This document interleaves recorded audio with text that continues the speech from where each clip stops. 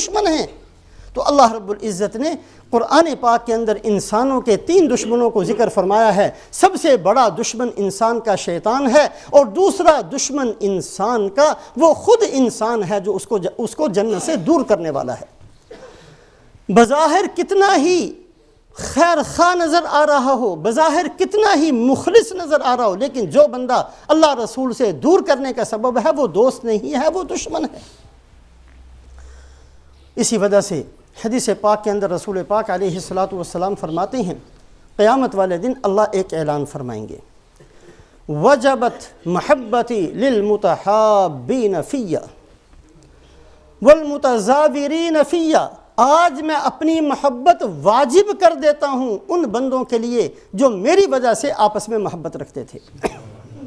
ایک دوسرے سے محبت رکھنا صرف اس لیے کہ اس کے اخلاق اچھے ہیں، فلاں آدمی کی بات اچھی ہے، فلاں آدمی کا دین اچھا ہے، فلاں آدمی کے اندر تقوی موجود ہے، فلاں وہ نماز اچھی پڑھتا ہے، فلاں آدمی اس کو سنتوں کا زیادہ پتہ ہے، فلاں آدمی اس کو قرآن کا زیادہ پتہ ہے۔ اس لیے اپنی دوستیوں کا معیار ان چیزوں کو بنا کر جو آدمی دنیا کے اندر جیے گا اور زندگی گزارے گا، اللہ فرماتے ہیں وجبت محبتی للمتحابین فی۔ مسلم شریف کے اندر ایک واقعہ مسلم شریف کے اندر ہے کہ ایک آدمی اپنے ایک مسلمان بھائی کی زیارت کے لیے گھر سے چلا، دوسری بستی میں رہتا تھا۔ اللہ نے ایک فرشتے کو بھیجا، فرشتہ راستے میں انسانی صورت میں بیٹھ گیا۔ وہ بندہ وہاں سے گزرا، بھی کہاں جا رہے ہو؟ کہا جی میرا فلاں آدمی کے ساتھ میری دوستی ہے، تعلق ہے، اس کی ملاقات اور زیارت کے لیے جا رہا ہوں۔ کہا کوئی دنیا کا لین دین؟ کہا کچھ بھی نہیں۔ آپس میں کوئی رشتہ داری؟ کہا جی وہ بھی نہیں۔ آخر تمہارا دوست کیسے بن گیا؟ جی وہ بڑا نیک آدمی ہے، اس لیے میں اس کو بڑا پسند کرتا ہوں، اس سے میری شروع سے دوستی اس لیے کہ وہ نیک آدمی ہے۔ تو اس فرشتے نے اللہ کے حکم سے کہا کہ میں فرشتہ ہوں، اللہ نے مجھے بھیجا تھا، آج جو تو اپنے دوست کی جس کی محبت صرف اللہ کے رضا کے لیے ہے اس کے لیے جا رہا، تو اللہ بھی اپنی محبت کا تیرے ساتھ اعلان فرماتے ہیں۔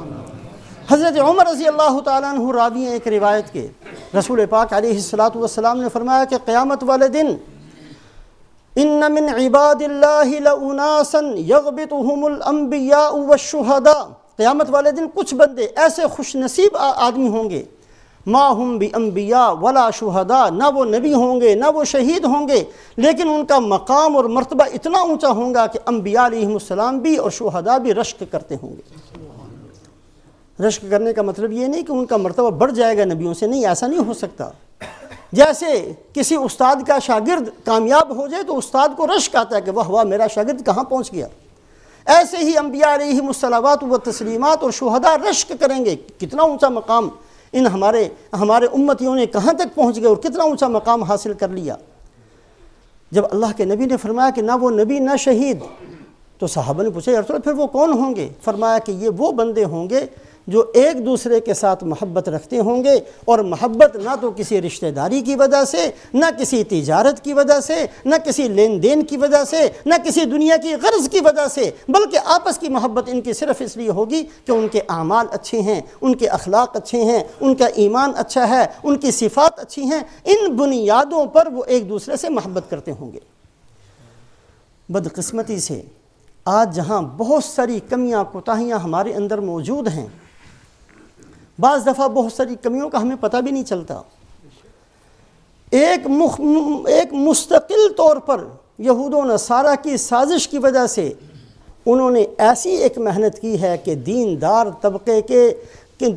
طبقے سے لوگوں کو دور کیا ہے، صرف دور نہیں کیا بلکہ نفرت ان کے دلوں کے اندر بٹھائی گئی ہے، نفرت بٹھائی گئی۔ آج دیندار طبقے کے بارے میں ایک نفرت خام خواہ کی موجود ہے بغیر کسی وجہ کے، حالانکہ ہر بندے کو دیندار نے کسی نے تنگ نہیں کیا ہوا، ہر بندے کا کچھ مال لے کر کوئی بیٹھا نہیں ہوا، کسی کو کوئی ستایا نہیں ہوا، خام خواہ کی ایک پوری یہ جو گزشتہ صدی گزری ہے اس کے اندر مختلف بیماریوں میں سے ایک بیماری یہ بھی ہے کہ ایک طبقہ اپنے دل کے اندر ایک عداوت رکھتا ہے، ایک کدورت رکھتا ہے، ایک دشمنی رکھتا ہے دیندار طبقے کے ساتھ۔ یہ بعض دفعہ ایسا نقصان کا سبب بنتی ہے کہ جو بندے دیندار طبقے کے ساتھ نقصان رکھتے ہیں، فیصلہ تو ہونا ہے قیامت والے دن، اس لیے کہ کسی کے ہاتھ میں ترازو نہیں ہونی، ترازو اللہ کے ہاتھ میں ہے۔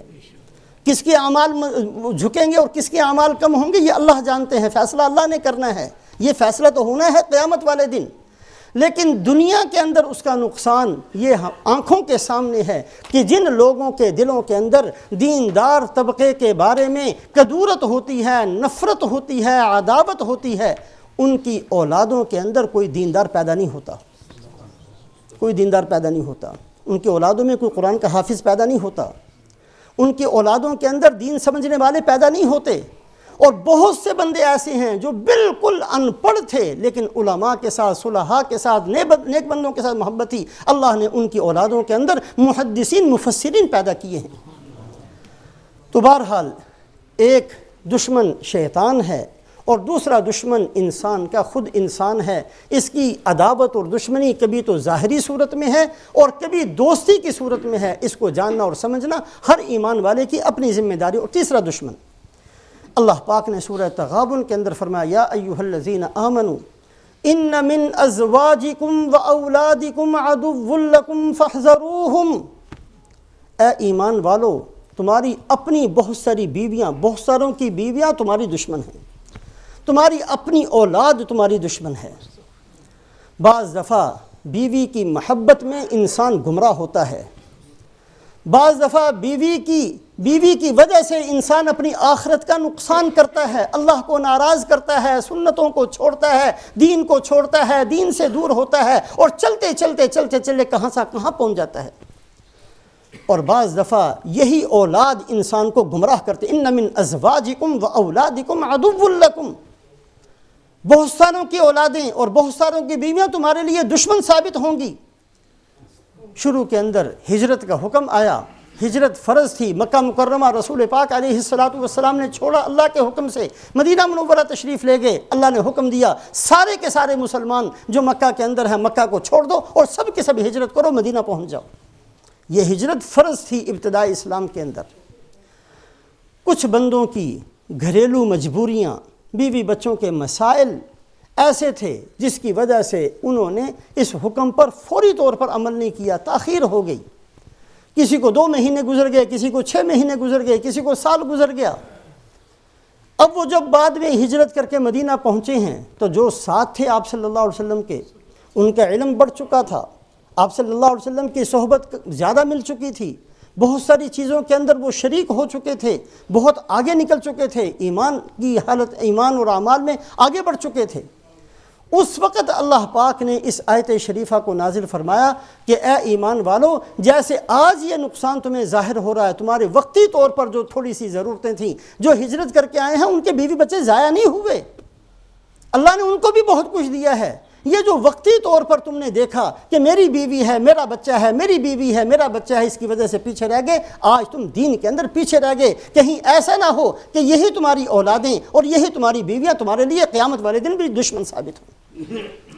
تو اللہ رب العزت نے پورے قرآن پاک کے اندر 3 طرح کے دشمنوں کو بیان کیا، اور یہ دشمنوں کو اس لیے بیان کیا ہے تاکہ ہم متنبہ ہو کر زندگی گزار سکیں، ہم اپنے آپ کو دیکھ سکیں کہ کہیں کسی دوست کی وجہ سے جو بظاہر دوست نظر آتا ہے وہ کہیں میرا دشمن تو نہیں ہے، کہیں مجھے دین سے دور تو نہیں کر رہا، کہیں میں اپنی اولاد کی وجہ سے اپنی آخرت کا ستیہ ناش تو نہیں کر رہا، کہیں میں اپنی بیوی کی وجہ سے اپنے رب کو ناراض تو نہیں کر رہا، اپنی بیوی کی وجہ سے اللہ کے نبی صلی اللہ علیہ وسلم سے دوری تو نہیں میرے اندر پیدا ہو رہی۔ یہ وہ ساری چیزیں ہیں جو اس مختصر سی زندگی کے اندر میں نے اور آپ نے سوچنی اور دیکھنی ہے۔ آج میرے پاس اور آپ کے پاس وقت ہے کہ ان چیزوں کو دیکھ کر اپنے آپ کو سیدھے راستے پر لا سکتے ہیں۔ آج میری آنکھ بند ہو گئی تو میرا وقت نکل گیا، آپ کی آنکھ بند ہو گئی تو یہ موقع اور مہلت آپ کے ہاتھ سے نکل گئی۔ جس کی آنکھ بند ہو گئی اس کے لیے موقع چلا گیا۔ من مات فقد قامت قیامتہ، جس کی موت آ گئی وہ سمجھ لے کہ اس کی قیامت تو آ گئی۔ قیامت جب آئے گی لیکن مرنے والے کی قیامت شروع ہو گئی، اس کے لیے قیامت کے مناظر شروع ہو گئے، جو قیامت کی سختیاں تھیں اس کی قبر میں اس کے لیے پہنچ گئیں۔ من مات فقد قامت قیامتہ، جس کی موت آ گئی اس کی قیامت شروع ہو گئی۔ آج موقع ہے، جب تک یہ آنکھ کھلی ہوئی ہے، جب تک ہمارے پاس زندگی کے چند سانس موجود ہیں، ہم اپنے آپ کو سیدھے راستے پر لانے کی کوشش کریں۔ اللہ سے اپنے لیے بھی اور ہمارے لیے بھی دعا کریں، اللہ ہم سب کو عمل کی توفیق نصیب فرمائے۔